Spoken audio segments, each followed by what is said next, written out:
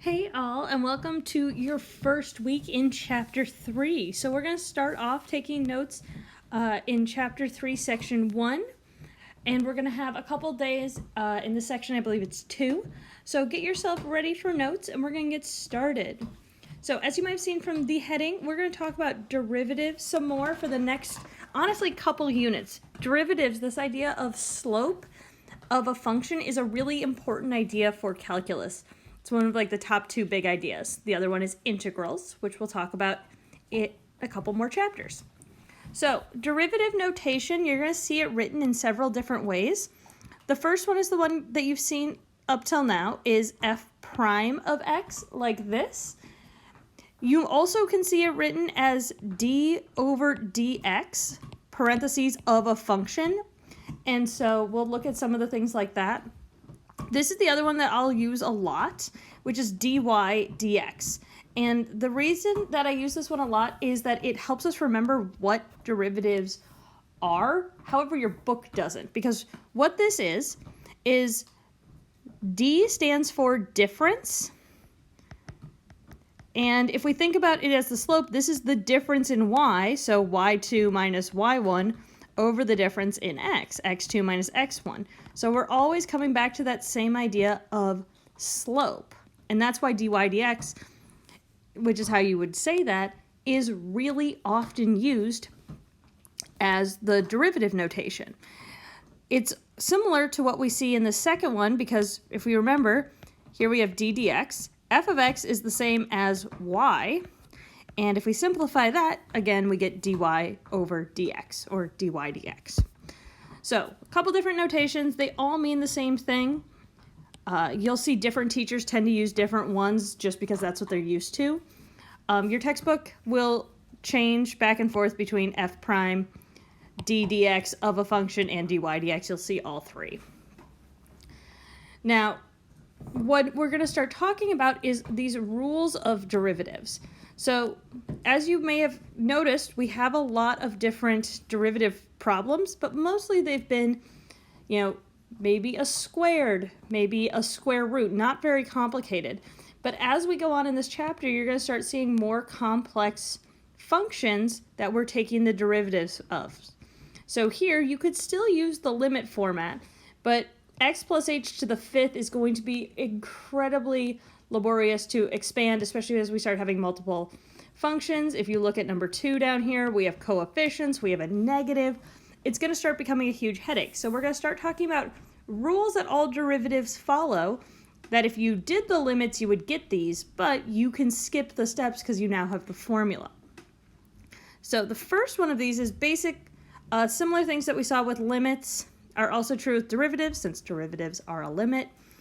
So if I take the derivative, so d dx, the derivative of two functions added together, so f plus g, that's what we see here. We have x to the fifth plus x squared minus x. We can then just take the derivatives of those separately. And that's going to be really helpful, because then instead of thinking about this as one big thing, we're just going to do 3 smaller little derivatives. The other thing that's super helpful is, we talked about this a little bit in the last lesson, is that if we have a exponent or a power, like what we see here in the power rule, if I ask you the derivative of x to the n, well, then the power reduces by 1, right? The degree reduces, and what actually happens is that this is going to become the coefficient, and then you just reduce the power by 1. And that's how you take the derivative of any polynomial term. So if I'm looking here at number 1, I'm going to think about it as separate terms. So if I want to find f prime, because that's what's asking here, I'm going to take each term separately. So I've got x to the fifth and x squared minus x. And I'm going to take their derivative, so d dx, each separately. And this will always be true. You can treat each term as a separate thing. And since they're all powers, I can follow the power rule. I'm going to, in this case, take the power, move it in the front as a coefficient, and minus 1. So I'm just following this formula right here. Do that to each term. minus 1. Here, our power is 1, so we might have to write it in. Whoops, sorry about that jump. That's going to come to the front minus 1. So some of you are probably at the point that you're already simplifying this polynomial by yourself. That's great. I'm going to write out each step. So then f prime of x, the derivative, would be 5x to the 5th minus 1 plus 2x squared minus 1 times x to the 1 minus 1. So this would be the completely unsimplified version of the derivative. And so instead of taking that whole big limit, you can just use the power rule. Here we'll simplify.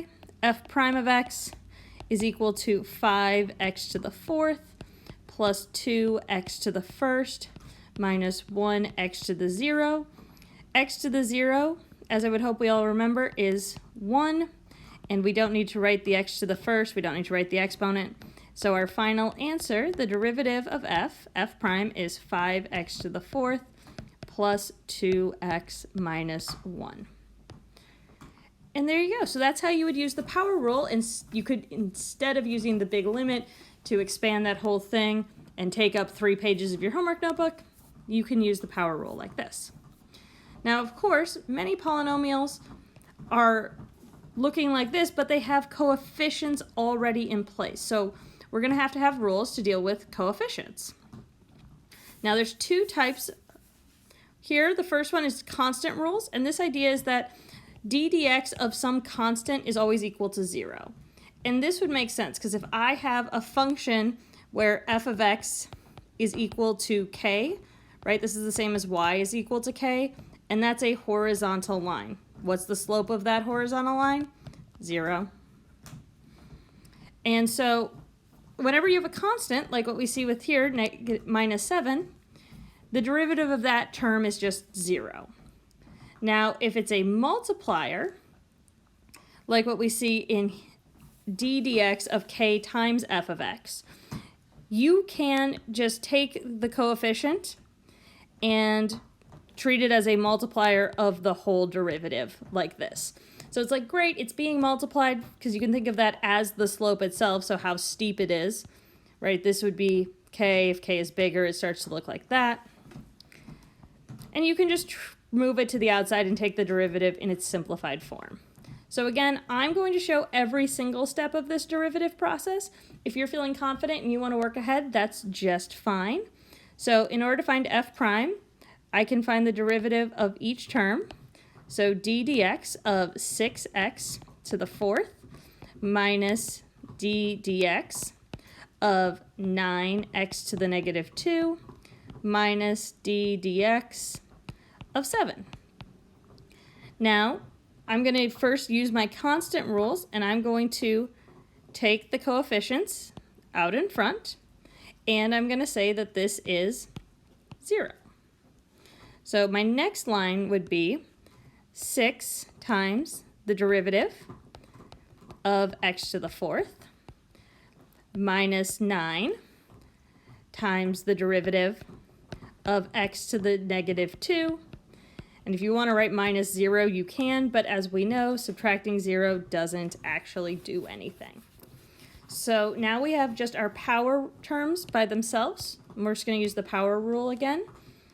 So x to the 4th, the 4 comes down, minus 1. And here's a nice thing about the power rule. It absolutely works with negative numbers as well. That comes down as the coefficient, minus 1. So then we get f prime of x as a whole is 6, and then 4 times x to the 3 minus 1, minus 9, and negative 2x to the negative 2 minus 1. And when we simplify that, we end up with f prime of x is equal to 24x.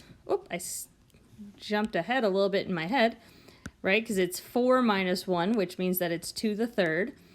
Negative 9 times negative 2 plus 18 x to the negative 3, which as a negative exponent, you could write it as a fraction, but I'm fine just leaving it like this. So we had a lot of formulas added in. Please take your time going through the homework, We've got 3 through 15, and we'll start looking at some other polynomial rules this chapter. I really recommend this is a nice place to start thinking about a little formula sheet for your notes or in your homework notebook so that you don't try to memorize all these formulas right away, but you do have them nicely organized. Talk to you later.